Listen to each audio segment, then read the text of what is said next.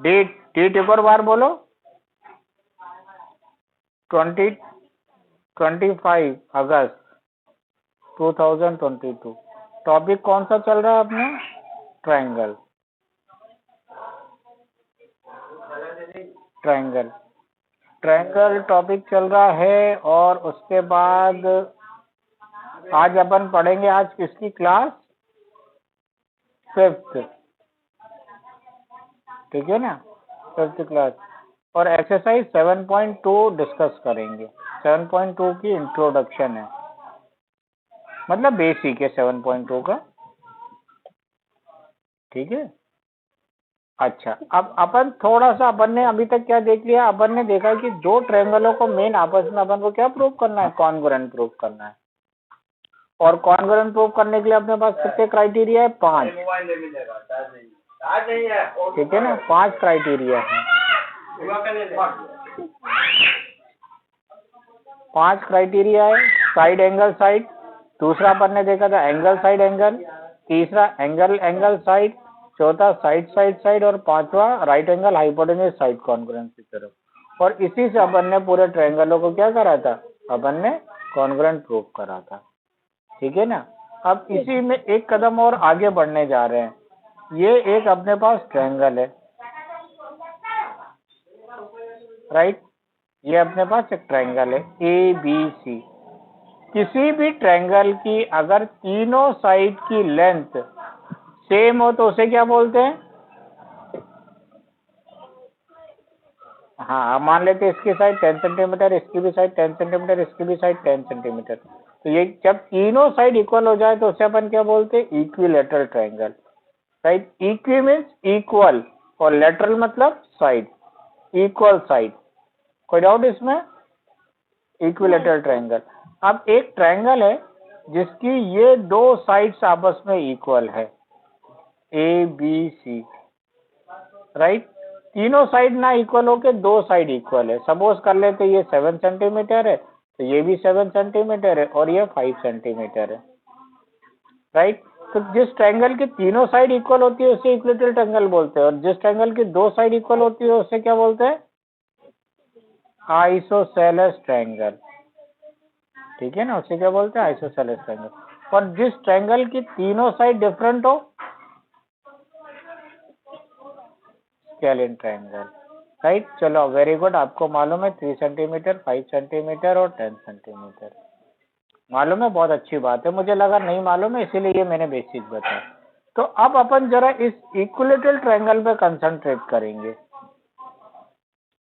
अब क्या आ जाएगी? इस इक्विलैटरल ट्रायंगल पे कंसंट्रेट करेंगे, ठीक है ना, क्लियर है। तो ये कह रहे हैं कि आइसोसेलेस ट्रायंगल पे कंसंट्रेट करेंगे। ये कह रहे हैं एक आइसोसेलेस ट्रायंगल है।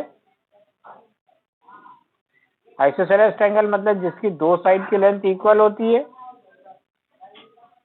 राइट। मान लेते हैं अपने पास एक आइसोसेलेस ट्रायंगल है, इसकी ये वाली साइड और ये वाली साइड इक्वल है।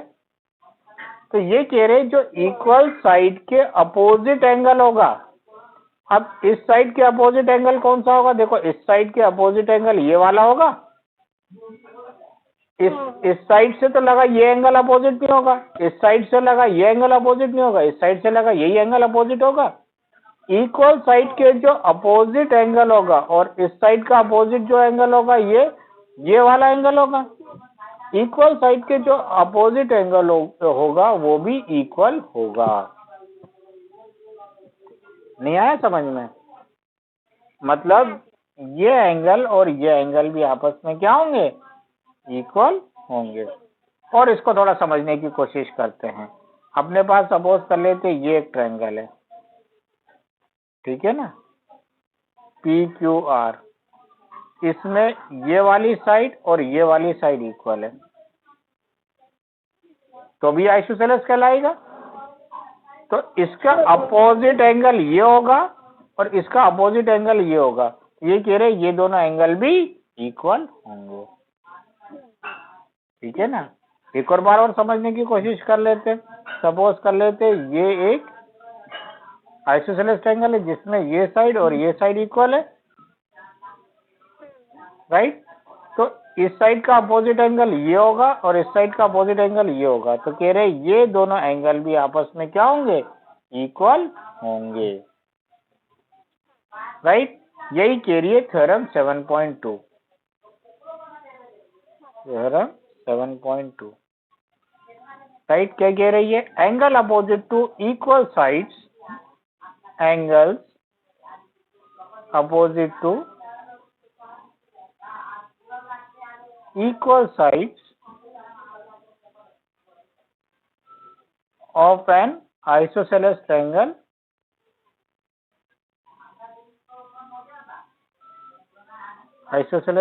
are equal। स्टेटमेंट आया समझ में, angle opposite to equal sides of an isosceles triangle are equal. इसको जरा 20 बार मन में बोल के याद कर लो, ये स्टेटमेंट याद करना है।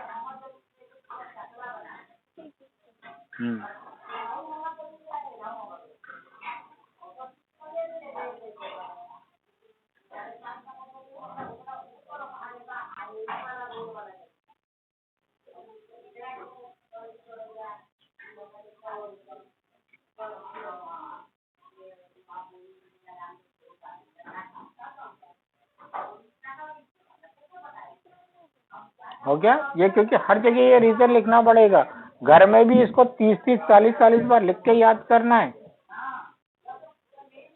चलो ये वैसे इतना इम्पोर्टेंट नहीं है, फिर भी मैं प्रूफ करके बता देता हूँ, ठीक है ना, प्रूफ करके बता देता हूँ। अगर क्वेश्चन आएगा तो कैसे आएगा, ठीक है ना, स्टेटमेंट, क्वेश्चन आएगा तो कैसे आएगा, prove that angles opposite to equal sides of an isosceles triangle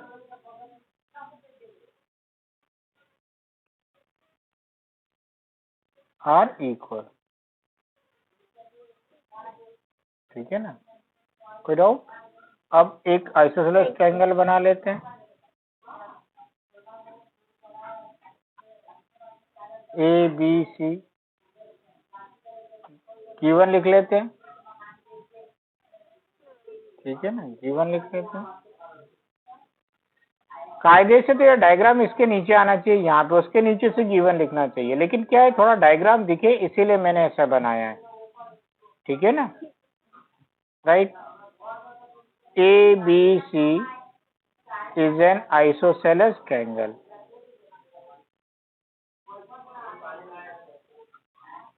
A B C is an isosceles triangle. अब आइसोसेलेस ट्रायंगल की जब भी बात करेंगे हमेशा अपन को यह बताना पड़ेगा कि उसकी कौन कौन सी दो साइड इक्वल है, right. A B C is an isosceles triangle in which अपन अभी इसमें कोई भी ले लेते हैं, ए बी इक्वल ए सी, कोई डाउट, ठीक है ना, ये दोनों साइड अपन ने इक्वल ले लिया, ठीक है ना। क्या प्रूव करना है, टू प्रूव दैट, क्या प्रूव करना है अपन को कि इनके अपोजिट जो एंगल होगा वो भी इक्वल होगा, यानी angle B equal angle C, ये अपन को लेकर आना है, ठीक है ना, angle B equal angle C. इसके लिए थोड़ा सा कंस्ट्रक्शन करेंगे, अपन एक एंगल बाइसेक्टर ड्रॉ कर देते हैं। देखो कंस्ट्रक्शन हमेशा डॉटेड लाइन से होता है, ठीक है ना।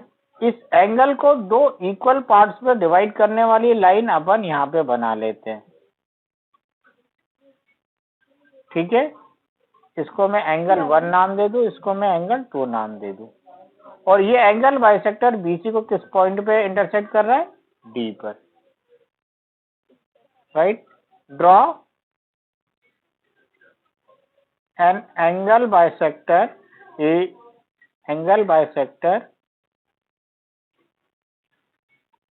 AD of angle A which intersect BC at point D।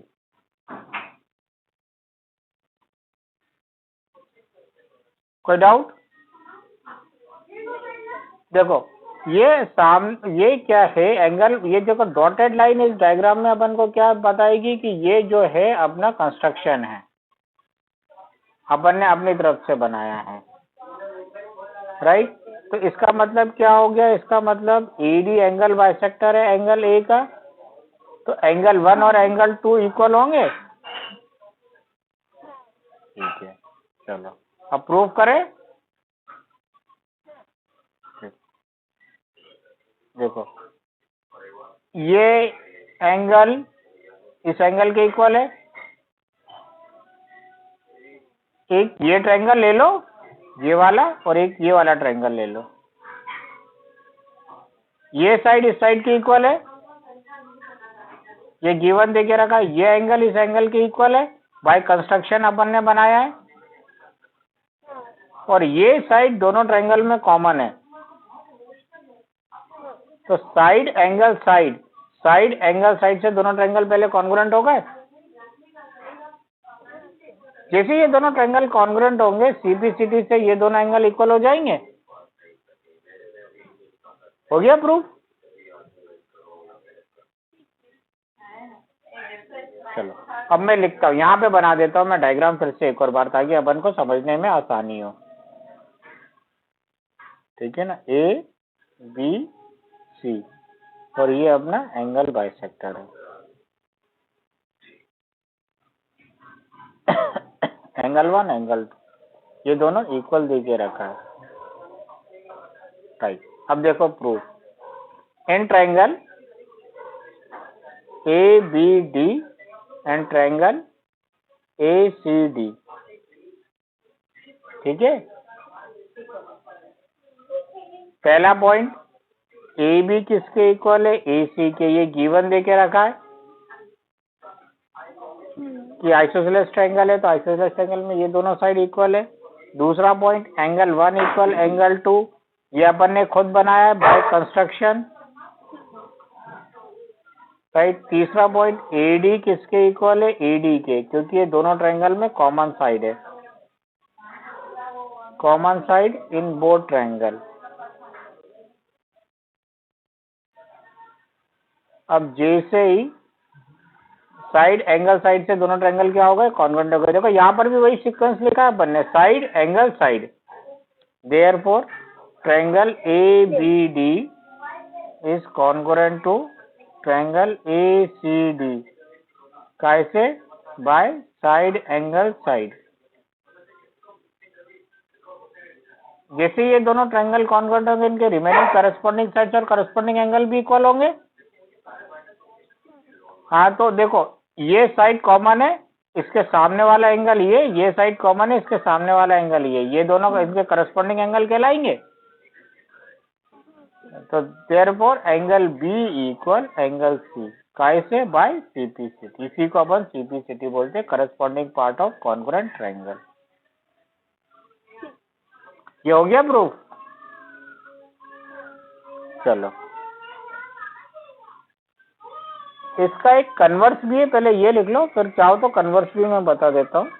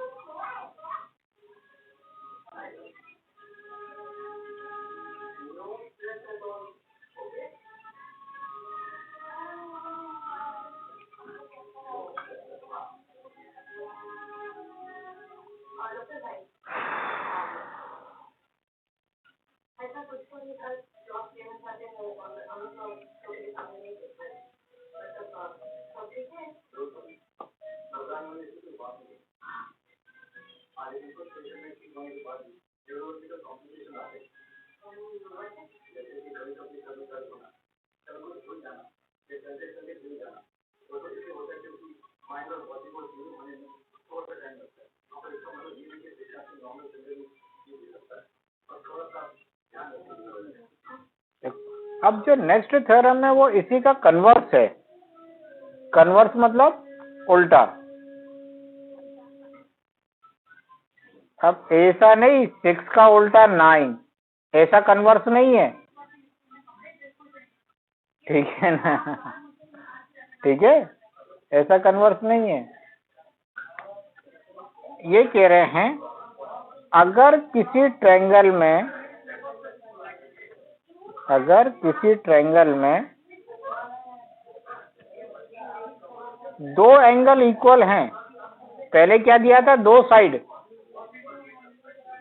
अब दो एंगल इक्वल हैं तो उनके अपोजिट साइड भी इक्वल होंगे।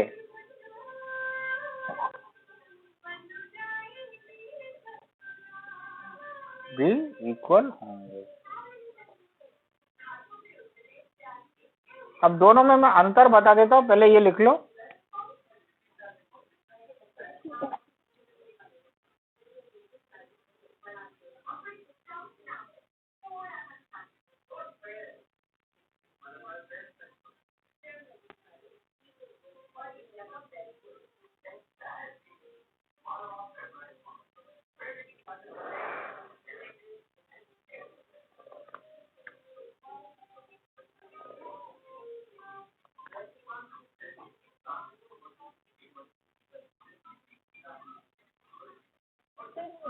देखो, पहले अपन ने क्या पढ़ा था, राइट, पहले गिवन किया था किसी भी आइसोसेलेस ट्रायंगल में दो साइड्स इक्वल है तो इनके अपोजिट एंगल भी इक्वल होंगे।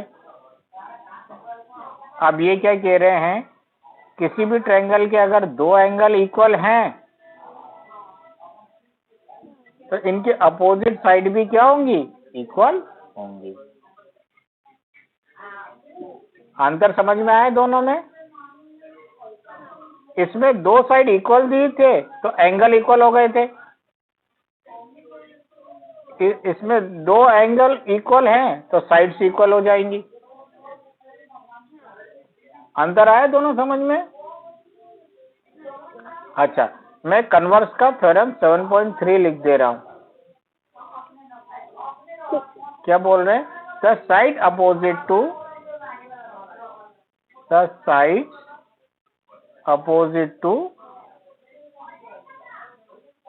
Equal angle of a triangle are equal। ठीक है ना, ये स्टेटमेंट भी याद कर लो। इसका प्रूफ नहीं दे के रखा, आप बोलोगे तो मैं हल्का सा प्रूफ समझा दूंगा।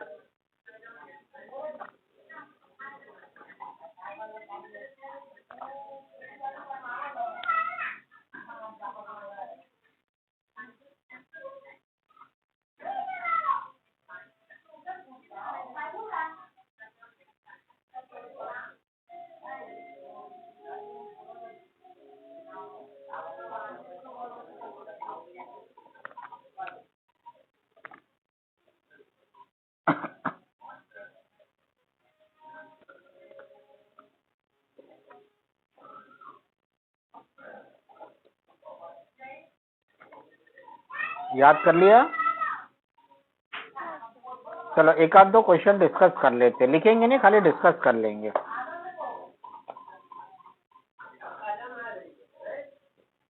पढ़ो पहला क्वेश्चन।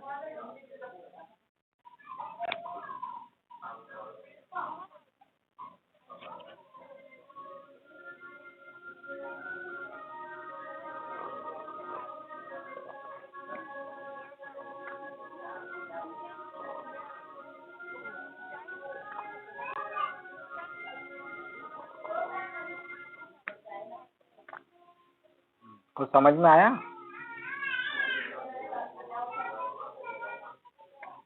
इसमें डायग्राम नहीं देके रखा है, देखो बना देते हैं। राइट, क्या कह रहे, in an isosceles triangle A B C, जैसे ये आइसोसेलेस ट्रायंगल का नाम लेंगे ना तो इनको बताना पड़ेगा कौन सी दो साइड्स इक्वल है। In an isosceles triangle A B C, क्योंकि आइसोसेलेस ट्रायंगल की दो साइड इक्वल होती है तो अपन को भी बताना पड़ेगा, ठीक है ना। तो ए बी सी इन्होंने क्या बताया है, कौन सी साइड इक्वल है, A B equal A C. Right, the bisector of angle B and angle C, bisector मतलब वो लाइन जो एंगल बी को दो इक्वल पार्ट्स में डिवाइड कर दे, वो लाइन जो एंगल बी को दो, देखो एंगल बी को दो इक्वल पार्ट्स में डिवाइड करने वाली लाइन ये रही, मतलब इसका मतलब ये एंगल और ये एंगल आपस में इक्वल हो जाएगा। एंगल सी को दो इक्वल पार्ट्स में डिवाइड करने वाली लाइन ये रही, इसका मतलब ये एंगल और ये एंगल भी इक्वल होंगे। ये दोनों किस पॉइंट में इंटरसेक्ट कर रहे हैं, ओ पर। देखो, the bisectors of angle B and angle C intersect each other at O, join A to O O, A से ओ को ज्वाइन कर दिया, ठीक है। Show that O B equal O C, क्या प्रूव करना है, ओ बी इक्वल ओ सी। और दूसरा प्रूव करना है कि अपना जो ए ओ है वो एंगल ए को भी बाइसेक्ट कर रहा है। कैसे प्रूव करेंगे,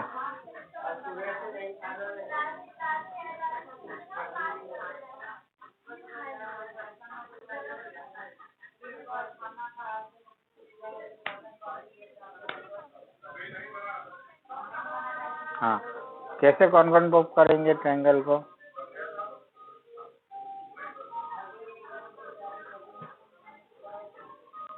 देखो इसमें एक बेसिक लगेगा गुड़िया। देखो सपोज कर लेते ये एक ट्रायंगल है अपने पास ए बी सी, ये दोनों साइड इक्वल है, ये दोनों साइड इक्वल है तो इनका अपोजिट एंगल भी इक्वल होंगे। तो अपोजिट एंगल मान लेते हैं ये 80 डिग्री का है तो ये भी 80 डिग्री का होगा,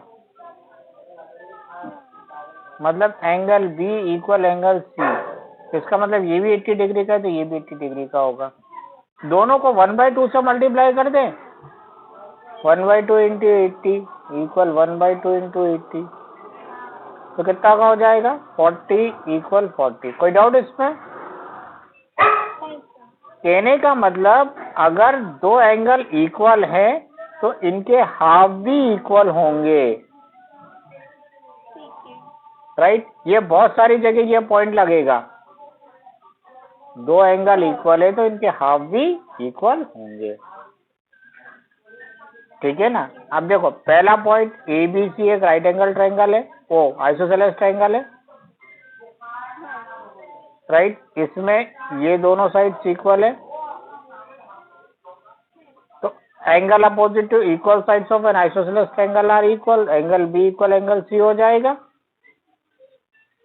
थ्योरम 7.2 से पक्का। तो ये जब ये दोनों एंगल इक्वल हो गए तो इनके हाफ भी इक्वल होंगे, तो हाफ ऑफ एंगल बी क्या हो जाएगा, ये हो जाएगा, पक्का। इसको 1 मान लो, हाफ ऑफ एंगल सी क्या हो जाएगा, ये हो जाएगा, एंगल 1 इक्वल एंगल 2 आ गया।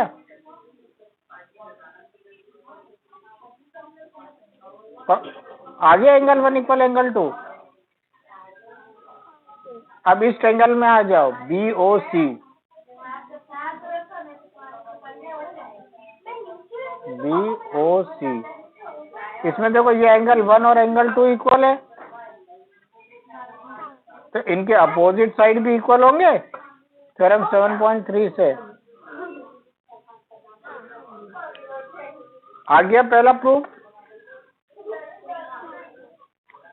ठीक है। अब दूसरा प्रूफ देखो, इन दोनों ट्रायंगलों में, इस ट्रायंगल में और इस ट्रायंगल में, देखो ये साइड इसके इक्वल आ गया, ये अपन ने अभी प्रूव करा था, ओ बी इक्वल ओ सी। ये दोनों साइड इक्वल हैं, आइसोसेलेस ट्रायंगल देके रखा है, ए बी इक्वल ए सी, और ये साइड दोनों ट्रायंगल में कॉमन है। तो side side side side side side से दोनों ट्रायंगल कॉन्ग्रुएंट हो जाएंगे। जैसे ही दोनों ट्रायंगल कॉन्ग्रुएंट हो जाएंगे, इनके रिमेनिंग करस्पॉन्डिंग साइड्स इक्वल हो जाएंगे। तो ये एंगल 3 और एंगल 4 इक्वल आ गए।